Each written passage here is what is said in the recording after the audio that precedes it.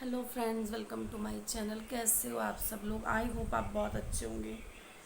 तो अगर मेरे चैनल पर नए हैं तो मेरे चैनल को सब्सक्राइब कर लेना। वीडियो अच्छी लगे तो लाइक करके ज़रूर जाना। आज मैं जो सच्चाई आपको बताऊंगी, शायद आप इस पर यकीन नहीं कर पाएंगे। आपके लिए विश्वास करना नामुमकिन होगा आज की सच्चाई पे। बट जो मैं बोलूँगी, जो मैं आपको एक बात बताऊँगी, वो बात बिल्कुल 101% मेरे साथ बीती हुई है।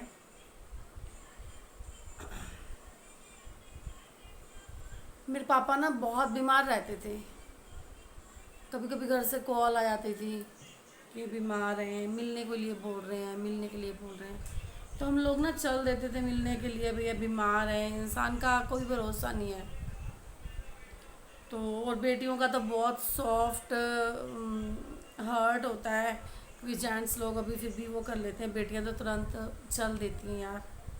वो पिता के लिए मेरी तो जान बचती थी। तो हम चल दिए। मेरा बाबू छोटा था। तो सर्दियों में दिसंबर के महीने की बात है। और दिसंबर महीने में आपको पता है कितनी वो होती है, ठंड। रात को 12 बजे आई थिंक हम 11:30 हुए होंगे, बस से उतरे। मैंने स्वेटर, जैकेट, शॉल और बाबू छोटा था, उसको लपेटने के लिए भी सामान डाल रखा था। तो मैंने पर्स भी टांग रखा था। तो हमारे ना स्कूल का एक ट्रिप गया था। तो स्कूल ट्रिप में हम स्टाफ गए थे। तो गया था, वृंदावन गया था। तो वहाँ से मैं ठाकुर जी को ले आई। मैंने अपने घर पे बताया कि मैं वहाँ गई हूँ और वहाँ से मैं ठाकुर जी को लाई हूँ, लड्डू गोपाल जी को, कान्हा जी को। तो फिर सुनने में आया, मुझे पूजा की विधि ये नहीं पता, अपने दिल से जैसे सही लगता है पूजा कर लेते हैं। तो मुझे किसी ने बोला कि जैसे मैंने अपने फैमिली मेम्बर्स में बताया कि मैं कान्हा जी को लेके आई हूँ। तो बोला कि जैसे अपने बच्चे को रखते हैं ना, वैसे ही इसकी पूजा करनी होती है, वैसे ही इसकी सेवा करनी होती है। तो मैंने बोला ठीक है, जो खाएंगे वो पहले भगवान जी को भोग लगाएंगे। और तो अपने बेटे को भी मैंने यही सिखाया। तो मेरा बेटा छोटी सी छोटी कोई चीज़, 5 रुपये का पैकेट भी लेके आता, तो वो पहले कान्हा जी को दे के आता, एक चिप्स चाहे दे के आता। देखो, बच्चों के अंदर तो भक्ति भाव होना चाहिए, बच्चों की हर गलती माफ़ होती है। तो वो कान्हा जी को दे के आता। ओएस भी लाता, तो वो ओएस भी कान्हा जी को दे के आता। तो मैंने सोचा कि मेरे को 2 से 3 दिन लग जाएंगे, कान्हा जी को साथ लेके चलते हैं अपने घर। और तो मैं जॉब करती थी, तो मेरे हस्बैंड जॉब करते हैं। तो हमें इतनी थोड़ा नीड महसूस मुझे नहीं हुई कि उन्हें भी मेरी इतनी इनकम की नीड नहीं थी कि भी बहुत ज़्यादा गुजारा करना मुश्किल हो रहा था। तो मेरे पैसे सेव हो जाते थे, मैं सेविंग कर लेती थी। मैंने एक गोल्ड की रिंग बनवाई है हस्बैंड की, एक अपनी रिंग बनवाई। और क्योंकि 6 महीने बाद, 7 महीने बाद तो जाना ही होता था, तो मैंने एक पायल बनवाई, 2 जोड़ी बिछिया लिए। और मैंने अपने पर्स में और रख लिया वो सामान कि अब मैंने यहाँ से तो बनवा लिया है, जाके मैं वहाँ पे अपने घर रखाऊंगी, मम्मी को दिखाऊंगी ये वो। तो मैंने पर्स में रख लिया। और उसी पर्स को मैंने अपने पर्स को की चेन को ओपन किया और कान्हा जी को भी वही वो कर लिया। कान्हा जी भी थे मेरे पर्स के ऊपर ही, मतलब कि मैंने टोकरी में उनको रख रखा था। पर्स की चेन को मैंने नहीं लगाया। तो बस में तो हमने ऐसे जैसे सीट बुक हो जाती है, तो वो आई थिंक वोल्वो बस थी क्या थी।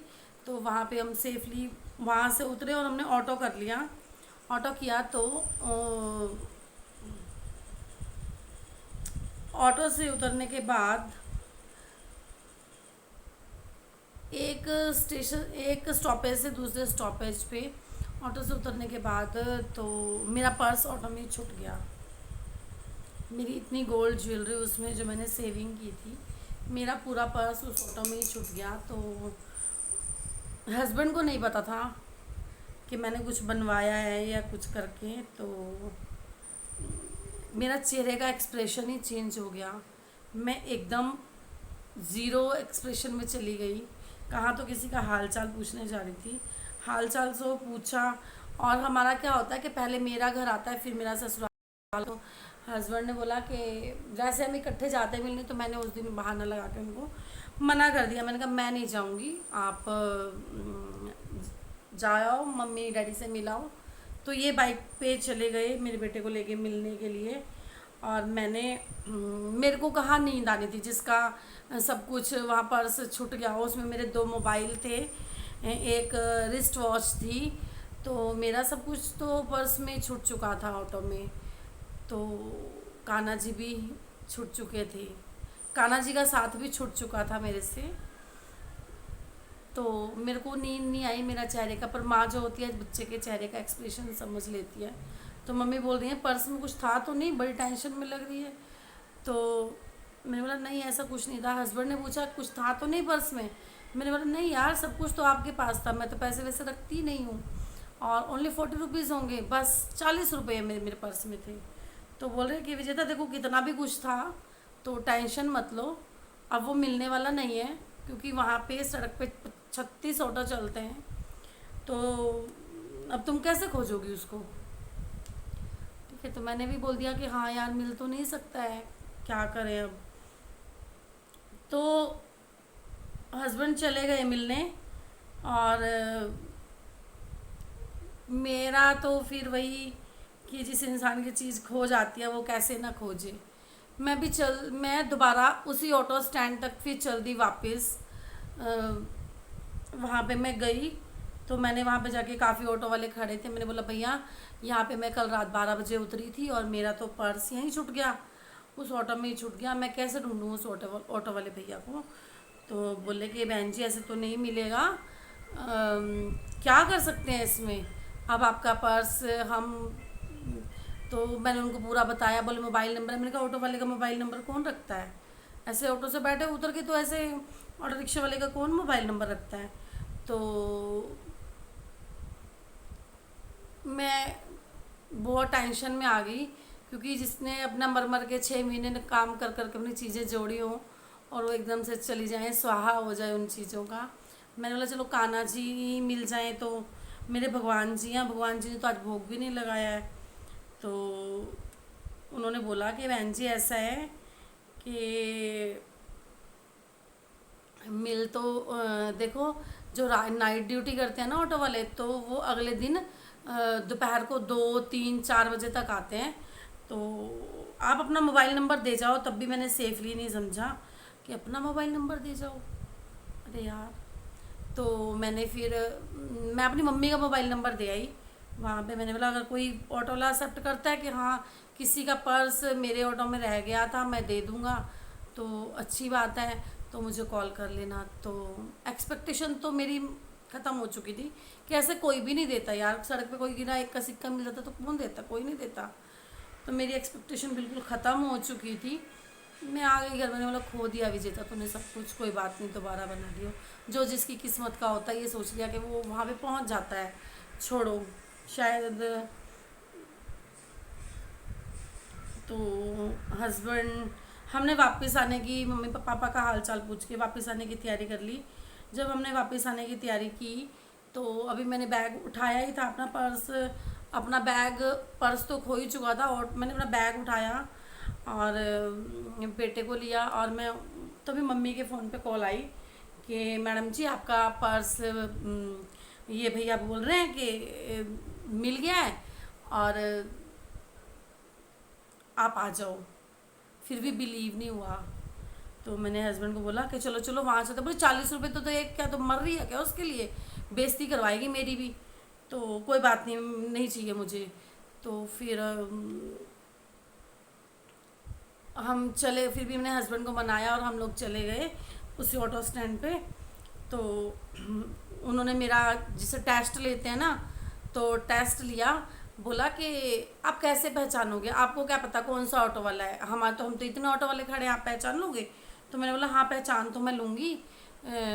तो बोले कैसे पहचानोगे। तो मैंने बोला कि ना जब हम भैया ऑटो से उतरे ना, बहुत ठंडी थी, तो उन भैया ने हमसे 150 रुपीज़ मांगे थे कि मैं 150 रुपीज़ लूँगा। तो मेरे हस्बैंड के पास 100 100 के 2 नोट थे, तो हस्बैंड ने बोला कि देखो रात को 12 बजे इतनी मेहनत कर रहा है ये आदमी अपना घर चलाने के लिए, तो हम लोग कम देखो किसी की हेल्प करने में कुछ नहीं जाता। अगर रात को 12 बजे उसने हमें एक स्टॉपेज से दूसरे स्टॉपेज पर ठिकाने लगाया तो हम उसके थैंकफुल हैं। उन्होंने बोला कि भैया 50 रुपये तो खुले नहीं है। तो हस्बैंड ने बोला कोई बात नहीं आप रख लो। तो उन्होंने जो ऑटो के ऊपर लाइट लगी होती ना उसको ऑन किया और एक बहुत अच्छी सी स्माइल की कि ऐसे लोग भी हैं दुनिया में, कि बोले कि नहीं तो लोग 5-5 रुपए के लिए इतनी बहस करने लगते हैं। तो उन्होंने हस्बैंड ने बोला कि नहीं भैया आप रख लो कोई बात नहीं, आप भी आप खुश रहो कोई बात नहीं। तो मैंने बोला उनके भैया के ना चेहरे पे एक बहुत बड़ी अच्छी सी स्माइल आई थी, जो स्माइल एक इंसान की आंखों में है मेरे अभी।